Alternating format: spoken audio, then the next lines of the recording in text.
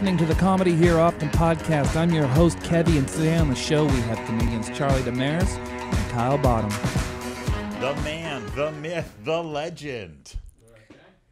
Levels, Jerry. Levels. Why don't they call it round team? Okay. Beautiful. The can's round. Yes. The cans is cylindrical. Yeah, Like, it's a bizarre bit. Is this more politics? Is that why I don't understand it? this is That's Banya. Banya from Seinfeld. Okay. Jerry's like nemesis in the comedy world. But this is when he takes him under his wing as a mentor. And he's like writing him Ovaltine chunk. Oh, yeah. The cup's round. The can is round. They should call it round teen. Do you guys know the thing about the muffin tops bit being a Kevin James bit first? And Seinfeld writers were going to the Comedy Store and like Really? apparently allegedly taking premises and turning them into Seinfeld bits. It's Top of the muffin insane too, that like Seinfeld preemptively made Kevin James not funny. Whoa! Yeah. That's how we're going to start this? Yeah. Oof. Boom. This is the edgiest Shots podcast fired. in Canada. Yeah. Cancel culture is alive. Sorry, Kevin James. And Seinfeld. We just canceled 2 shows. Man, I can't believe that. Was that a show that you guys watched a lot younger that you were hoping was kind of an inspiration on being stand-ups, or did you guys want to be King of Queens? King of Queens? I'm talking about Patton Oswalt's character as the neighbor. Yeah. King of Queens made me want to drive delivery. I mean, Kevin James, I'm sure he's somebody's cup of tea. It's amazing to me, like, what you can, it's really an ideal situation that he's in of being an undeniably handsome fat guy in a culture. That's a rare archetype. Thanks. You could have said It's 2 people, Kevin, James, and myself. Go on. But like because he has these classic leading man looks. And then he's in this like relatable oaf kind of. So he was this perfect. He's like this. You know, I have a friend. Everyman kind of Yeah, thing? yeah. But people like to look at him, and then everybody was like, "Oh, how could he have Leah Remini as a?" That get happens outta all the here. time. That happens all the It time. does. You telling me like a big guy with a handsome face couldn't have a hot wife? Exactly. Get out of here. I'm here to tell you. yeah. Or a great dog, or whatever. Yeah. When I think of his stand-up, I always just think like high energy and like goofy, and I think he's pretty clean, right? He's like squeaky clean. I didn't mean to start that in such a catty way. I didn't know we were recording yet. Kevin James is fine. Yeah. I don't have any No. Kevin James Just beef. not a major influence for Charlie Demers. You gave us the real stuff. Yeah, the He real was goods. like he was an influence on like I'm gonna take this fat body and beautiful face, go find me a hot wife. Yeah. That's Everyone who's done that looks up to that's Kevin the James. representation we need Yeah. on television. You guys are doing great for yourselves. I don't know why you Yeah. say that. Yeah. But what about, was Seinfeld like an inspiration for you guys? Or did you guys always know you wanted to do stand-up? Or Seinfeld was a very funny show that Yeah. I enjoyed watching, but honestly, I did not care that he was a comedian.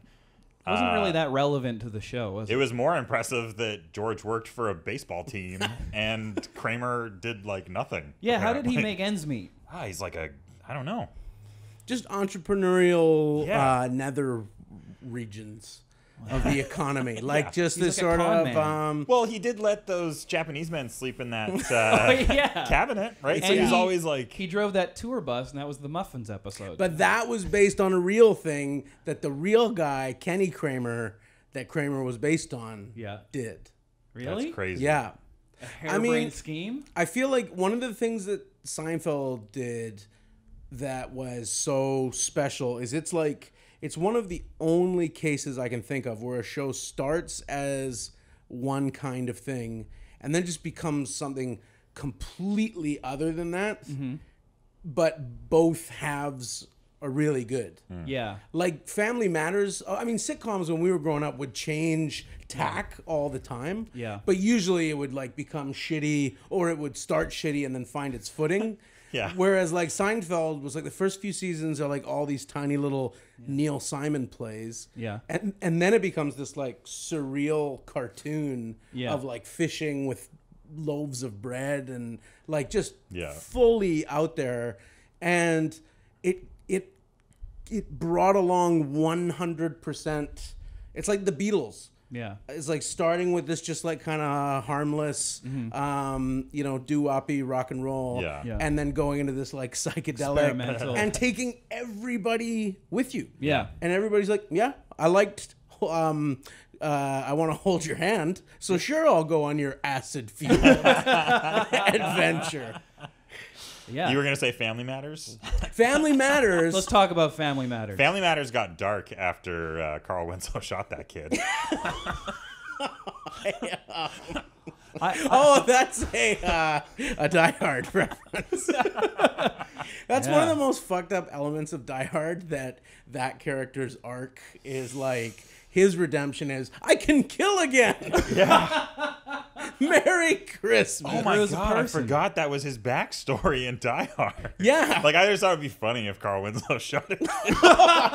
Sorry, I thought you were making a freestyling very over here. elaborate. And I remembered that he was the cop now. Yeah. He's always the cop. I He was a forgot they cop. had that He touching shot moment. the kid. Yeah. And then that's like, so I'm just riding the parking tickets, basically. And then he saves John McClane at the end by shooting him. That's a great, like, part of that movie. You know what's weird about their relationship is I forget his name in that movie, so I'm just going to call him Carl Winslow.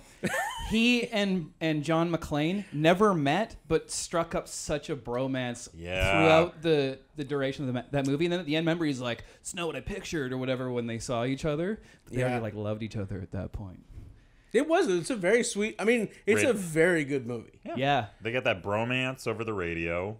You know, it's stressful because of the terrorist incident. Yeah. Plus the Stress interracial anybody out. thing. You can't really blame them. The They were- interracial they thing had is to jump tough in that any fence. culture. There's you know. Hans Gruber putting on an American accent. Yeah. Oof, that's a good part of it. Oh, that was a great part. McClane gives him the empty gun. Click. Because he knew all along. This movie has everything. He's a cop, you guys. You can't pull one over on him. Wait a second, I just thought of something. Remember the first scene when he's on the plane and he's talking about how he gets nervous and that guy gives him the advice to take his shoes and socks off and ball up his toes? Then the most crucial part of the movie is when he's barefoot walking on glass. Was that a setup for that scene? It is now. It is now. I did not remember what the beginning of the movie was. How could you? Nakatomi Plaza. Like, as far as I'm concerned, that movie starts with guns being shot in Nakatomi Plaza during a Christmas party. I never saw it as a kid, and my dad took me and my brother. We were driving back from Seattle once, and we stopped into the theater at Bellis Fair in Bellingham, and we saw like Die Hard 4 or something, like the one with Samuel L. Jackson. Part 3. 3. Yeah. And Good like, thing we're here to correct that. yeah, and We're both Sam Adams troopers. Sam Adams, great beer. but Oh, right. yeah, it's and then so I had no interest in it because I'm not a big action movie guy. But then I saw Die Hard and Jaws are these two movies that I saw like as a grown up. Oh. And then you see like, oh yeah, you can absolutely see why everyone talked about this through my whole childhood. I saw I'm going to try the same thing with Reaganomics. You're the next Dennis Miller. Yeah. It'll trickle down, baby. I saw so many of those movies way too young because my parents divorced when I was young, so my dad would just not be at a loss of what to do on a weekend. So I saw RoboCop when I was like 5. Right. It's so violent. Oh, yeah. Red Foreman shooting off his hand. Yeah. Way too violent and mean violent too. It was totally unnecessary. Have you seen that movie? It like once, and it's Yeah. been a million years. Like that's another one. I did not see it as a kid. My parents were really big on the like no violence. Wow. Yeah, my parents were very responsible, but then they would send me for sleepovers at Right. irresponsible houses. Yeah. I watched Goodfellas when I was like 10 years old. And I was just sitting there like, this is all very normal. That one's mean-spirited, violent too. Yeah. You got this guy you got this guy's looking over here. This guy's looking over here, and this guy's saying, "What do you want from me?" That's my favorite. It's funny because you're the biggest Sopranos fan I know, and that Sopranos is a direct relationship to Goodfellas because it's a lot of the same cast, Huge same cast. director. Yeah. Yeah. So Goodfellas, not the same director, but But Coppola was in an episode, wasn't he? so Goodfellas is Scorsese. Oh, sorry. Yeah. And there's a Scorsese double who appears in an early episode of Sopranos? The Sopranos, and Chrissy is standing outside of a club, and he goes, "Kundun, I liked it."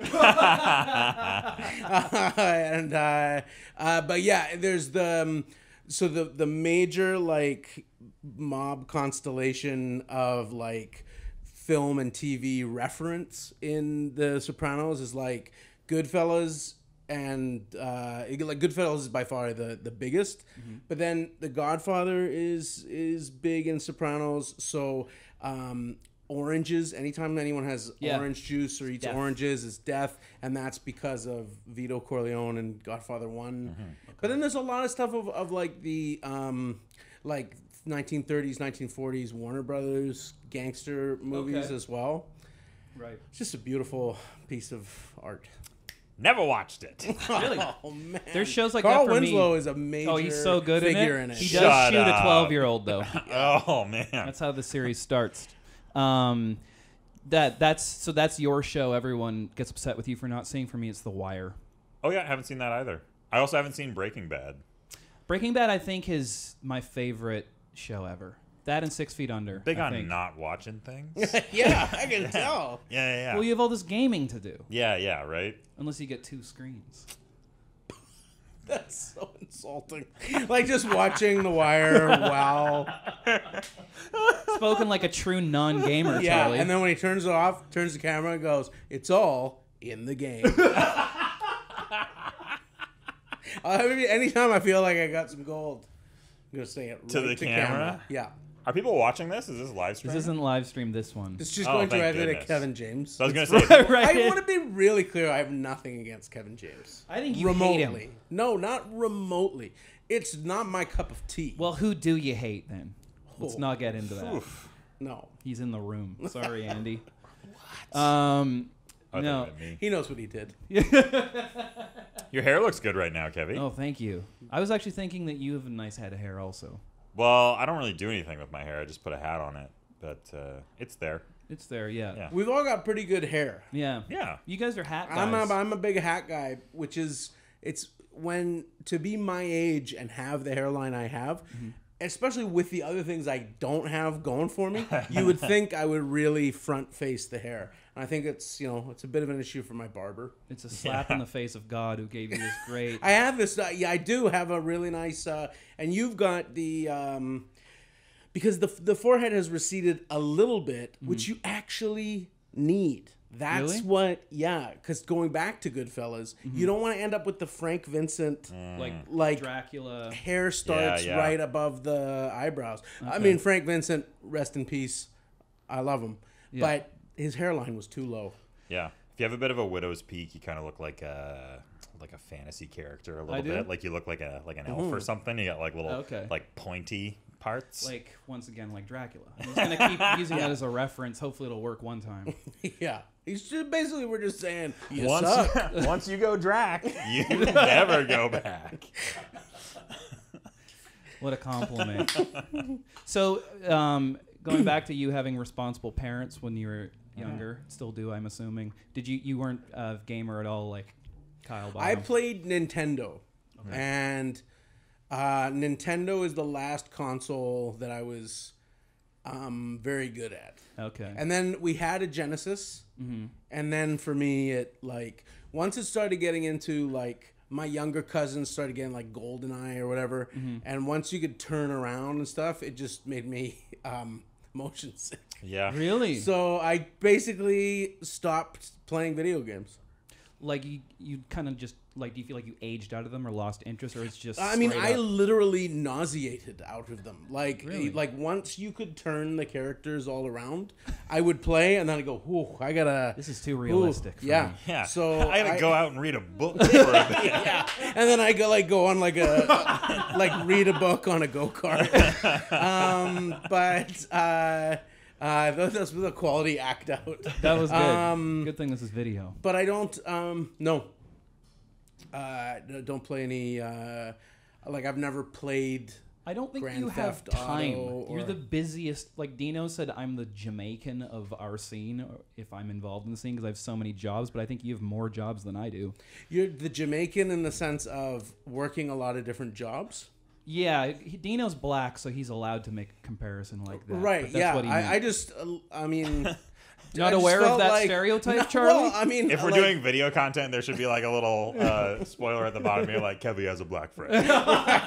yeah. Or just an asterisk, and then it says Dino is black during that part. I just didn't know where that was. That's funny I'm the because Jamaican obviously Dino is black. Right? He's black or he is a dinosaur. Yeah, he's black. Either black, young and black, elderly and Italian, or fossilized. Apologies to the Italians. I forgot about you. Yeah.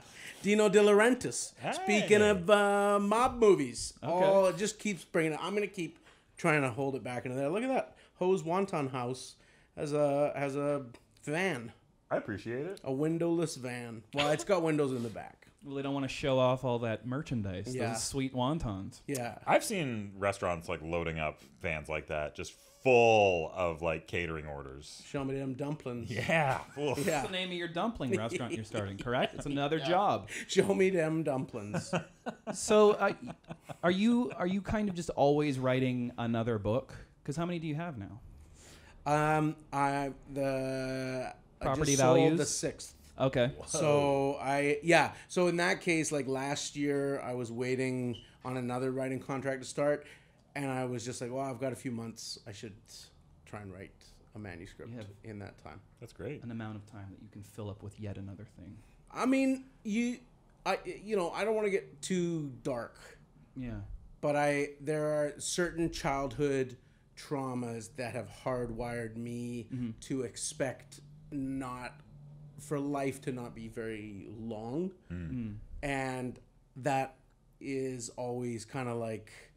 So you have this sort of drive to constantly output with your Well, time. only constant because you think like, well, just a few more years. Oh, okay. And then I'm really killing the podcast. No, vibe. I love it. But it's... You know what's funny? When Kevvy said that his parents got divorced earlier, I was like, don't laugh. You can laugh at that as much as you want. I insist. How did that create the awkward silence and not what you did? yeah, it's true. What was funny to you about his parents? Nothing other than okay. sometimes when people say things that are serious, Right. I very quietly to myself will be like, don't laugh at this. Right. And it just gives me the urge, right? And I just have to stifle it. You're like Lionel Richie in Easy Like Sunday Morning, because the first lyrics are... the first lyrics of that song are, he goes, I know it sounds funny, but I just can't stand the pain. It's like, that doesn't sound funny at all. Like, He has horrible friends group. yeah, like, who's Lionel Richie hanging out with? They're like, did you hear what Lionel said? Probably Rick James. He can't stand the pain. That's how repressed he is emotionally. Yeah. It's like Yeah. he can't express any emotion, so they just all come out together. Yeah, I know this sounds funny, but there is a lot of blood in my stools. Yeah. I know it sounds funny, but I can't breathe most mornings. It's a nice little bike scenario. Sorry, I'm really finding it quite No, that's distracting. good. If you used any of this video, it was hot today, We're using the whole and video. I had to walk here, so You look great. I'm a little glistening. I'm feeling glowy too. Okay. Yeah, it's because it's bacon today. It's bacon. I saw a great little like 5-panel comic of someone being like, it was a Vancouver centric comic, and it was like, it's so nice today, and then it was in their head being like, it's too hot, and then be like, it's so nice to be outside. The world is dying. Yeah, that is creepo. Yeah. Because I feel like you can't ever enjoy the good days. Yeah. Because you're just like, oh, right. Yeah. I know. It'd be like, you're like, I've lost a little bit of weight. It's like, oh, right, I have stomach cancer. Oh, yes. Like, Yes. Yeah. Every time someone tells me that I look good, I'm like, oh shit, I have not changed anything about the way I act. Am I sick? Right? It runs through your head. I got a BC Hydro bill that was like, you've reduced your footprint by 25% since last year. I was like, well, it's been zero change. So did I just like forget to heat my child's bedroom or something? Like, what's going on? Having a child must bring the anxiety up overall. Yeah. Charlie, it's okay. If you forget to heat her room, I'm sure she will just start a fire. If she's learned anything from what Kyle's taught her. Yeah. You have a Find a budding coniferous pyromaniac. tree and build a. That guy's got those see-through glasses. Oh yeah. Those really, they found That's a one Moshe Kasher look. constituency and then just never spread to anybody else. Yeah. Hey, what happened to Google glasses? Remember those? Oh, yeah. Google Glasses was kind of great because it was this, you know how people say, like, you can't stop the progress of technology, but that was just, we all said no.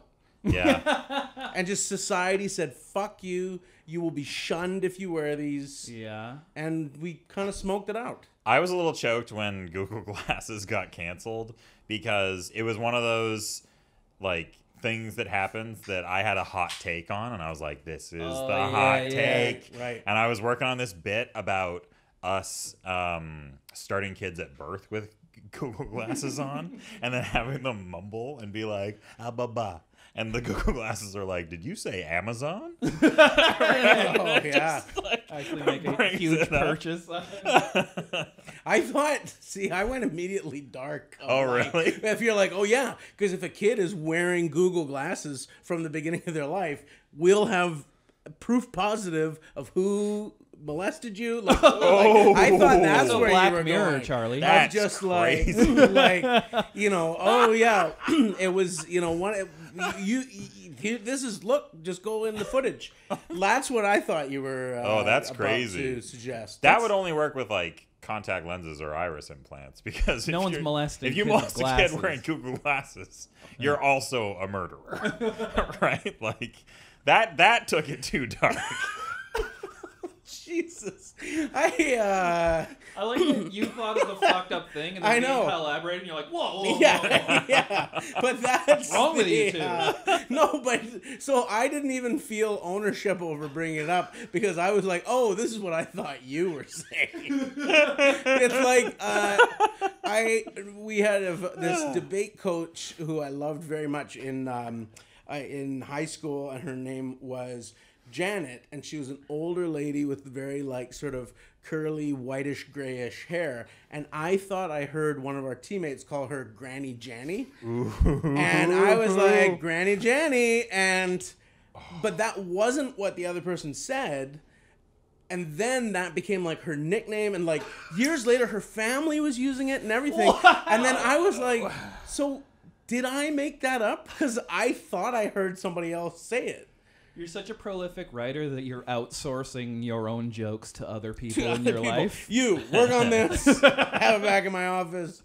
I've given a lot of sticky nicknames to people. Really? Yeah, like throw out a nickname and then go back years later and everybody's calling him. There was this guy at SFU when I was up there. Like his first days at the student newspaper were my like last days, and he was this very skinny, smallish guy, and his last name was Thompson. So I was like, oh, it'd be funny to call him T-Bone. And I went back into that newspaper office like 3 years later. Everybody's like, T-Bone, you got those prints? And T-Bone, blah blah blah. It's yet another Seinfeld reference. Yeah, it's true. T-Bone. T-Bone. He's right though. You can't choose your own Coco nickname. the monkey. Yeah. Which is insulting because Coco was a gorilla, and that is a great ape. That's not a monkey. How dare you, Larry David? It's true. Yeah. They need to do some research next time they write that show. Cancel Seinfeld. Yeah. Let's do it.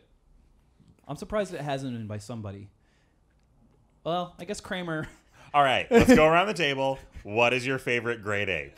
There's only 4 to choose from. Do this to me again. I mean, It's like the politics question all over I again. do. There's only 4. I do love that orangutans bald. Like, that's a pretty endearing characteristic. And they have those like beautiful big round faces. Yeah. Kevvy, do you have a favorite great ape? I'm gonna go with Charlie's, just because I didn't know that, and now I know that, and that's my favorite thing. I wonder if they have Go midlife bald. crises Yeah. at the All zoo right. or in the jungle. And I pick bonobos because bonobos like to fuck. Right? Bonobos be getting their dicks wet or pussies smashed. It's an equal opportunity society. I mean, chimpanzees are a big letdown, great apes wise, because they turn out to just be like, because we see them, they're the most photogenic, and you're always hearing how much we're like them, but then they're sociopathic, They're right? very aggressive. Yeah. And they're, not nice to others. Yeah. Or even each other, right? Wait a Yeah. second. That story about that woman getting or that guy getting his face ripped off by it was a chimpanzee he was feeding a birthday cake to that he used to own. He used to own the cake? He owned the cake. He owned a bakery. He loved chimpanzees. He used to own a lot of things. Yeah. A cake, Do you a not face, remember a this? chimp. No. Someone had their face ripped off. Brian This Posehn made is- a whole bit about it. Okay, yeah. I've heard of this. I thought it was maybe an urban legend, but I think, I think it's a real thing. because at a certain age, So easily won over. Like, you were just waiting to believe that story. no, it's that he's on my side, Charlie. Yeah. It's But like, I I just could- got back from Mexico, and this cactus I brought keeps going, womp, womp. You remember that one? I believe in that, That guy. was- I believe the anything best. either of you I think say. the internet has destroyed urban legends. They used to be Yeah. so chilling. And now it's just like somebody doctors a photo or whatever. It's like the internet ruined April Fool's Day. It ruined urban legends. I mean, it ruined human communication. But I love that Kyle went onto his phone. As I said, the internet ruined human communication. He's researching what you said. I'm using it as a camera, Charlie. Just recording a Kevvy-less podcast. I thought that was what the I got first both photo angles. was for. I got both angles. See? Once again, he included me. Just keeping up on my social media game, you guys. I like all the scientific facts that have been shared here, and Kyle used to work at Science World, so it's no surprise there. Yeah. But I'm not a scientist. I disagree. They just like the Science World has smart science people that will teach people how to talk good. And they did that for me. And then I'd go on stage and be like, hey, kids, heat is a form of energy, right? And the kids would be like, he is a truth teller. Burn him! But that's a good use of like, because maybe the science knowing types aren't as charismatic, don't know how to address a room Very full much of I think so. that's kids. probably fair to say. Yeah. Yeah, so That's why, like, Chris Hatfield, he comes along, he's the first guy to, he's not the first guy to go up into space, but he was the first one with, like, a Rock 101 mustache and an just like a acoustic guitar. charming, folksy Yeah. personality. Knew how you to know? talk to people. Yeah, that was really the case. The Science World hired like sciencey folks and like education folks, and then it would hire like comedians and actor type people. Like you and Ivan Decker. Yeah. Did you work there at the same time as him? Yeah, totally. I think I helped get Ivan the job there. Oh. But I think he also used Peter Carlone as a reference. Okay. Do you know Peter No, is from that a Peter and comedian? Chris? No. Peter and Which Chris. one is he? Peter and Chris is a very funny sketch comedy duo. That Kyle Bottom manages. Yeah. And they'll play your birthday party for 50 grand. 50 grand. Yeah. They bring the Arkells with them. You know what's funny about the Arkells is that for quite a long time, because I'm so out of touch with music, when people said the Arkells, I thought they were using slang for R. Kelly. And I was like, woof, R. Kelly is making a comeback. And this was like 2 years ago, and I was like, I know what he did. And then Charlie gave him a nickname, and it really stuck. Yeah, Arkell's. The nickname giver. Yeah, What was- Arkell's Welch. That's what I would. That would be the nickname I give him. If R. Kelly ever didn't pay a gambling debt, I'd be like Arkell's Welch. Oof. Pretty good. Got his That's number. really good. Yeah. Yeah. Well, I mean, he just posted his own bail, which I think was $100,000, and he went right to McDonald's. So he might have some financial problems. Whoa. He did not post his own bail. He didn't. Somebody posted his bail and asked to remain anonymous. So let the conspiracy theories come in. Oh my God, it's Julian Assange. Oh. No, I just hope that somebody posted his bail wearing a Guy Fawkes mask. It's like, we are anonymous, we are legion, and we say, let our cows go. Oh man, I'm going to be looking back fondly on the beef I started with Kevin James by the time the totally. anonymous people get to me. And R. Kells. Oh, And R. Kelly. Ugh. Did you watch the Junos? No. The R. Kells did a cool thing at the Junos, actually. What'd they do? The guy who won, what's his name? Oh, I'm bad with names. The guy who won Indigenous Album of the Year or Indigenous Artist of the Year got like played off. Like they started music during his Like speech. a speech went too long? Yeah. And so they started the music. He got cut off. He was like, I got cut off. Good night. And so when the R. Kells won for Best Rock Album, they didn't give a speech. They just brought that guy on and let him finish his Finish speech. the speech. Yeah. That's very nice. It's a classy move. Yeah, totally. And he was like, this is what like making space for different voices looks like. It was pretty cool. Good for you. So R. good Kells. on the R. Kells and whatever that guy's name is that I don't know. Oh, God, I'm racist. No. Because you forgot a name. Of a guy that I just learned today. I'm going to learn it. Right. I like, you know, the sitcom version of that story is like, people go, you know what? I don't need to give an acceptance speech. Let's let this guy finish. And then that's when he starts getting into, like, the Jews control. And you're like, I want to thank my mom and dad. Follow the QAnon hashtag on Twitter. Yeah. Where we go one, we go all. Because I'm a comedian and can't deal with people just giving an act of kindness without any irony, Right. I immediately have to go with, what would be the funny dark twist on this instance of human generosity? The artist's name is Jeremy Dutcher. Okay. That's why I couldn't get it, because I was like, Dustin Jenkins? Right? Like, Yeah. Jeremy Dutcher. Yeah, there we go. I just didn't want to, like, leave his name out. See, it seems like he's asking for a good nickname, Charlie. It's a good dog walking by. That was a scary looking dog. Well, he's You like got kind of bailed like out for the nickname game by that dog. Yeah. Turner and Hooch looking kind of dog. Nice You say reference. scary because you have a child, which that dog could kill. Yeah. But, you know, If Charlie doesn't first without heating her. I'm on board with you, though. I have a small Yeah. dog that dog could kill. So. Yeah. I I say, feel it. let's have less never mind. I like where that I was took 3 attempts at that joke. Less toot hootin'. All right.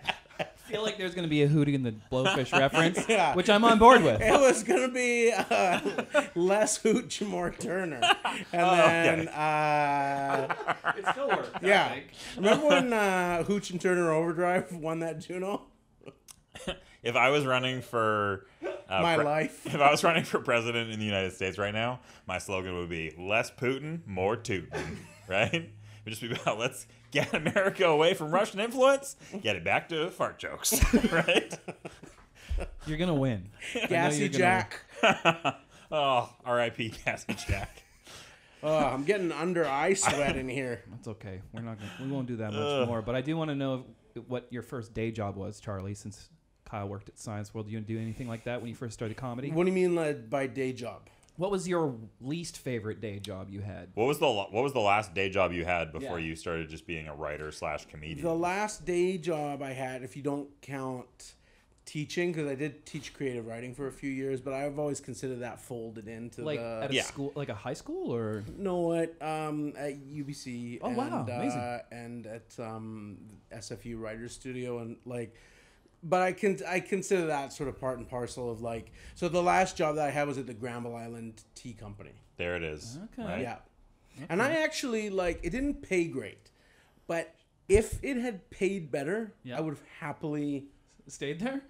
absolutely. Why? Stayed there, gone and done shows at night, done some writing on that. Like, it was a very social job. Mm-hmm. It was a little bit like running a non-alcoholic bar. It's a different setup now than it was then. Yeah. But we had like a 5 or 6 seat counter, and you get your regulars, and then you get people who were just blowing through town, and you'd get like, and you'd like, it was kind of Sam Malone, you know, because I was fucking everybody. But like, you just like wiping up the counters and taking people's orders, and like the people who drink tea during the day are actually like, it, you know, it's not like how I imagine it must be in some bars where people get fairly belligerent or like it was just.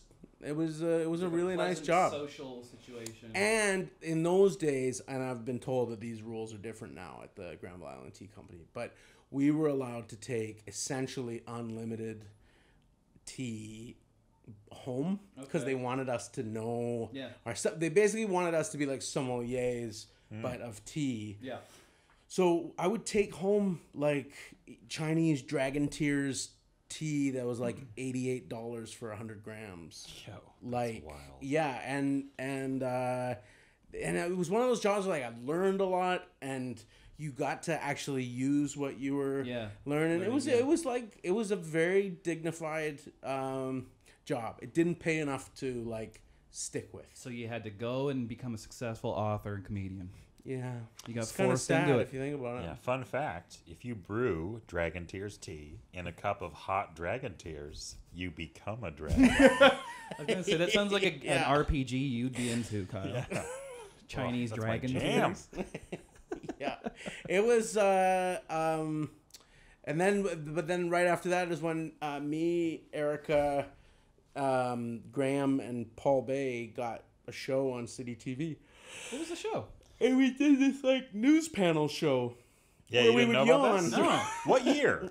It's 10 years from right now. Yeah. I was going to say like 2009. I thought No. 2029 is when we're getting. Oh wow!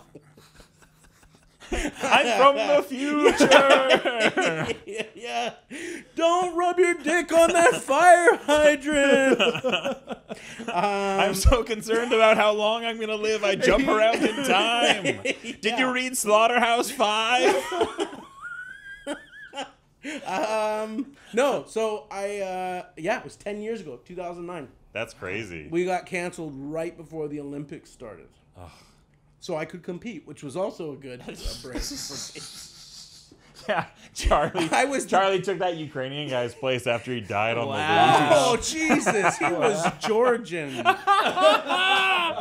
Well, that country needs to rename itself because I was the... Atlanta is the only Georgia. You know, Dino considered me the Jamaican of the bobsled team. Very cool Runnings reference.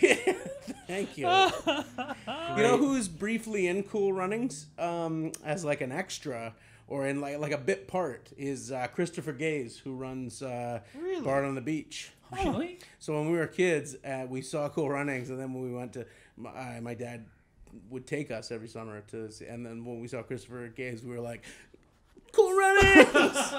You recognize? Yeah. That's so And funny. hopefully that's what he's remembered for. Yeah. Yeah, totally. He has a one-check IMDb page. You know, it's funny because you would see him like whenever somebody like becomes very successful later in life, and you know they had this like ragtag years. Yeah. And I was watching SCTV once, and there was like a courtroom sketch. Yeah. And not like a drawing of OJ, but like a sketch that took place Just in the a word courtroom. him. Yeah. And they cut to the jury, and the jury laughed, and there's this one guy just hamming crazily like his laugh, and I paused it. I was watching it on tape, and I was like, "Is that Christopher Gaze?" And it was 100% Christopher Gaze in the jury box on SCTV. See, Love it. You realize that you have a skill, and it's recognizing that guy in various media. My real skill, more than the Christopher Gaze thing, is, and it's almost an obsession, if somebody says something that is the same number of syllables as a line of a song, I will immediately Weird Al I've seen you what do they've it. just said. Yeah. I've seen you do it. I remember you did it with Sloppy Joe by Adam Sandler one time over there. Do you remember that? Yes, I do. I got Kevin Banner did a spit take. Yeah. Literally spat. He had just taken a big drink of water. But that's exactly. That's strange talent. It's talent may not be the word for it, but it's just a strange, and there are a few that always come up. Mm-hmm. So anytime someone says something that's 11 syllables, I'll go, like they'll say it, and then I'll go, so they'll go like, I think I have to go to the store now, and, well, I can't do it. But then I go like, and I think I gotta go to the store now. Like Rocket Man. It sounds like a Drake is almost song, yeah. And I think I gotta go to the store now. yeah. You know that common phrase? Yeah. Somebody else said it. Wow. Somebody else always saying where they need to go when. Yeah, and you have a tune for it. Yeah. All right. Well, I think we should probably call it because I think you got to get out of here now. What time is it? It's 5:15. 5:15. Oh, okay. I mean, we're We've good for decided another 5 that if you have want, to leave. I have to pick up my We can do bonus footage. Bonus footage is great. dicks. We call this B-roll. I wanted to quickly discuss how you always get to perform with Tom and Christina. That's not always, but mostly when Tom Segura comes to Vancouver, mostly I've opened He for asks him. for you, and you've toured with your mom's house, right? I did a show with them in Toronto, just because I was going to be out there anyway. Yeah. But like, I think at this point, if Tom asks for me, it's just because he wants an opener who's not going to creep him out or like try to hug him or anything. Isn't a lot of comedy like that though? Because it seems like it's like trustworthy people. If you're right? coming to that town, you have that person open because you know it's going to be okay. Right? Yeah, you're gonna have a good time. Show's gonna go well. You know they're not gonna bury you. Right. Okay. Well, yeah, that's like no. I've heard people be like, I thought I was making like a jokey That's the dickhead second- thing, and then we'd all have a little laugh. That was No, the second no. awkward silence of the episode. Yeah, the divorce, and then what? Yeah, No, you. No, all did but such a people great who job. like tour with their own headliner or with their whole yeah, their own you know, opener. you know when you Larry, that's how get he when you puts get it. an opening tour Yeah, and you're like, I gotta bring my own headliner. God, find some shitty old road dog. BYOH. I mean, I have asked for Yumi as an opener a number of times because she middled one weekend that I was headlining at the Mix. And she's got everything that you want in an opener in that she's very funny and she's got the time.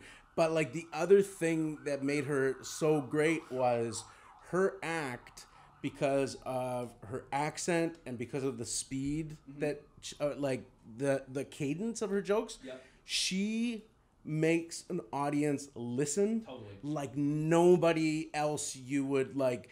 It's almost like coming on and whispering the act. And they lean right in and they explode and then they go right back to listening. And it was such a pleasure following her at the Mix because I just had never gone out to such well-trained audiences. Yeah, It's great. She performs before my band often, and you know rock crowds it's hard to make them pay attention. Yeah. And she does a great job of that. You know. it's also great on a comedy show to not have 3 white guys in a row. You can only really do that on a podcast. Hey, I'm 1/4 Japanese, okay? Whoa, No, I know. I had no clue. Yeah, you wouldn't have done this because of your... Yeah, Because of your feelings toward. yeah. I'm a strict whites only. Yeah. Just a podcast thing. Just a podcast thing. Everywhere else. See, whereas Love it. I rounded up. I mean, I consider you white just statistically. I go 75%. We're just going to Round it Yeah. up. Roll that up into Round a it up nice to your round, favorite. yeah. I get No, it. but if you're watching a 3-person comedy show like at a club and you see your third white guy, you're like, ugh, what does this guy think about mayonnaise? Right? Hope he doesn't do any of my mayonnaise Yeah, material. I bet he has a real hot take for us. Yeah, but I bet you can't sit next to a hot take for too long without getting a bit of a burn. That was a sunscreen.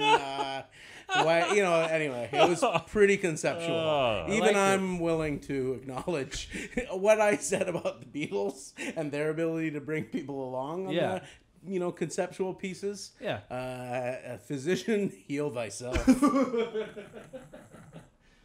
I agree. I think that was the Yellow Submarine of your material. Thank you. In that Ringo wrote it? Yeah, the best Beatle. Yeah. You don't. People are so hard on Ringo. I like Ringo. I got so mad. Did you see the movie Jersey Boys? No. No. They made a movie of the I don't know why that's musical. funny. Oh, okay. And in the end, there's just this totally fucking gratuitous shot at Ringo's star at the end. It's just like Ringo is like he's the whatever's after bronze of Beatles. Like he was still in the Beatles. He's below Pete Best. People usually rank it Lennon, McCartney, Pete Best, George Harrison, Ringo Starr. I just like. Yeah, I don't like shots against Ringo. Are you just like? Is there no level of excellence that you can achieve without? Like with other people, without somebody going like, yeah, that piece of shit of that, turd. He's the Tito Jackson of the Beatles. I think people just go after Tito because Tito has the funniest name. Yeah, because literally, what are the other ones' names? Jermaine. Nope. LaToya. Don't believe it. President Andrew. Bubbles. Yeah. Bubbles Jackson? Bubbles Jackson. Oh, we're back to chimps. Macaulay And people Culkin. losing their faces. Wow. And what a way to end it. Hey, Michael, let's go sing a song on stage. Bubbles impression I've ever seen today. I've never heard you do an impression. It Might sound a little something like this. Literally, all I can do is Bubbles, and then if I try to do any accent from around the world, it winds up sounding Jamaican in 2 sentences. I'd be like, oh, right, I'm a British man going down to the beach to smoke some weed. That's not a British. Yeah. We have nice of thinking you talk about all the different jobs you're gonna have. Lord of mercy. According to Dino. Okay, that's it. Thanks, guys. Bye. Dino, we love you. I love you, Kevin James. Thank you for listening to the Comedy Here Often podcast, and thank you to comedians Charlie Demers and Kyle Bottom. Make sure to follow us on all our different social medias, on Twitter, on Facebook, on Instagram. We are at Comedy Here Often. Thank you for listening. We'll be back next week. Thanks.